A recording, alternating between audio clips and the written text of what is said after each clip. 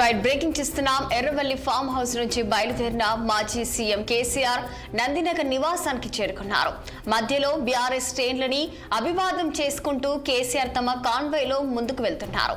గౌరవం ప్రధాని చేరుకున్న కేసీఆర్ బీఆర్ఎస్ కార్యకర్తలు ఘన స్వాగతం పలికారు. ఇక ఫోన్ ట్యాపింగ్ కేసులో కేసీఆర్ ను నందినగర్ నివాసంలో సిట్ అధికారులు విచారించనున్నారు. ఇక ఇదే అంశానికి సంబంధించి మరింత సమాచారం మా special correspondent Mahender Reddy phone లైన్లో అందించేందుకు సిద్ధంగా ఉన్నారు.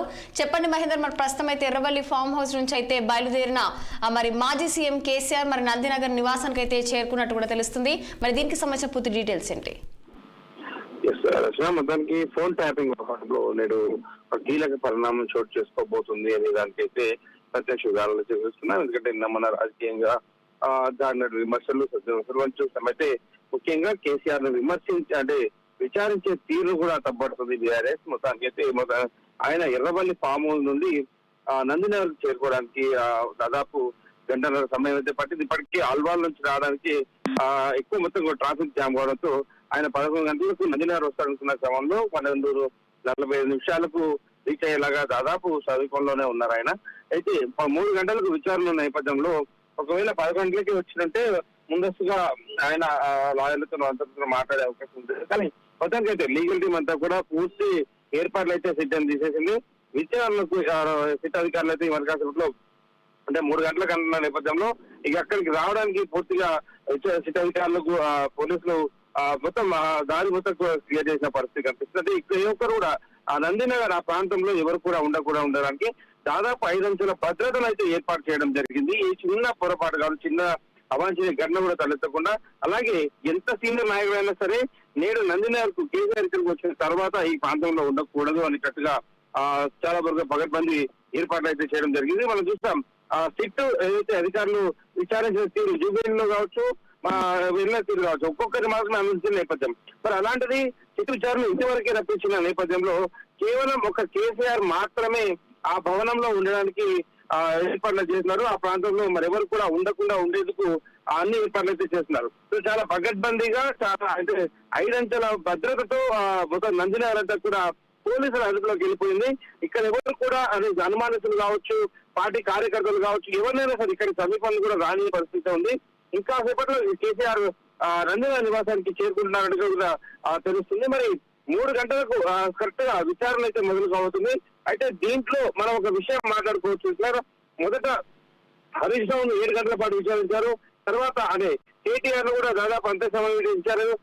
ఇటు సంతోష్ రావు అంతే విచారం. మరి కేసీఆర్ కు వయసు రీత్యా ఆయనకు 60 సంవత్సరాలు ఉన్న వ్యక్తి మరి ఎంతసేపు విచారణ చేయబో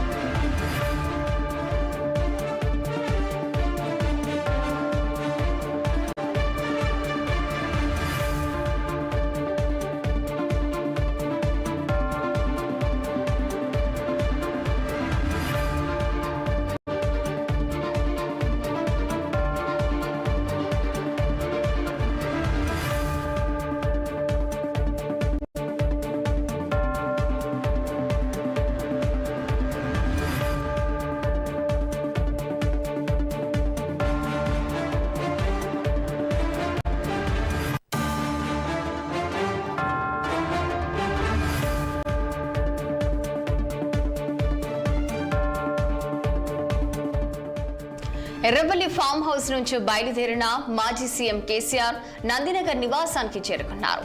మధ్యలో బీఆర్ఎస్ శ్రేణులను అభివాదం చేసుకుంటూ కేసీఆర్ తమ కాన్వాయ్లో ముందుకు వెళ్తున్నారు. గౌరారం ప్రాంతానికి చేరుకున్న కేసీఆర్ కు బీఆర్ఎస్ కార్యకర్తలు ఘన స్వాగతం పలికారు. ఫోన్ ట్యాపింగ్ కేసులో కేసీఆర్ ను నందినగర్ నివాసంలో సిట్ అధికారులు విచారించనున్నారు.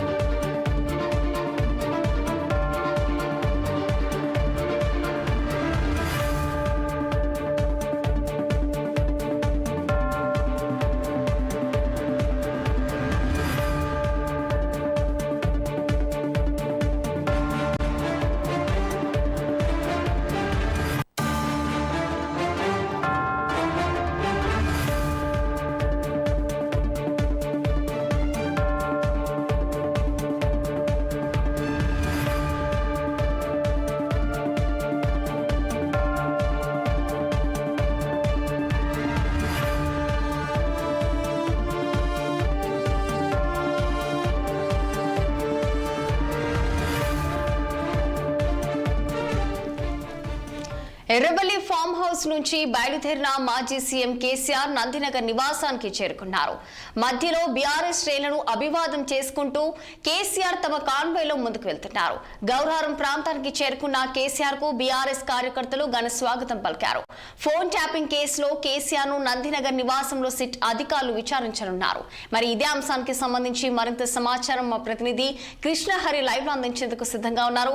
చెప్పండి కృష్ణహరి, మరి ప్రస్తుతం మరి ఎర్రవల్లి నుంచి అయితే నందినగర్ తన ఇంటికి అయితే కేసీఆర్ మాజీ సీఎం కేసీఆర్ అయితే చేరుకున్నట్టు కూడా తెలుస్తుంది. మరి దీనికి సంబంధించిన పూర్తి డీటెయిల్స్ అంటే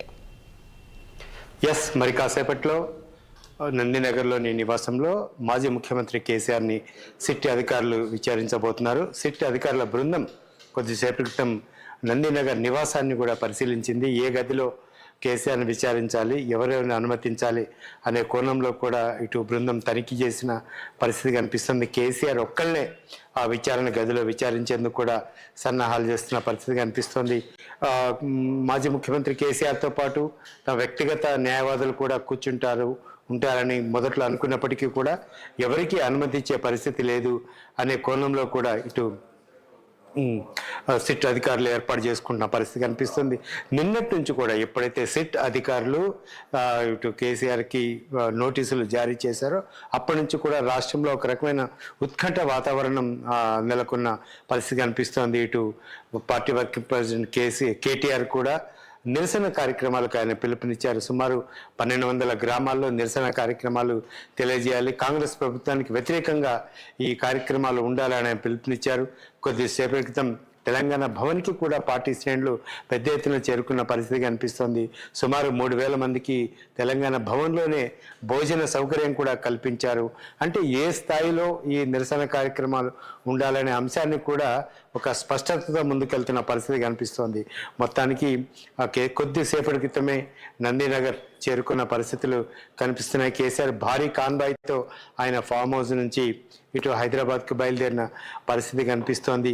మొత్తం నందినగర్లో మొత్తం కేసీఆర్ ఈ స్వగృహ పరిసర ప్రాంతాల్లో 4 అంచెల భద్రతను కూడా ఏర్పాటు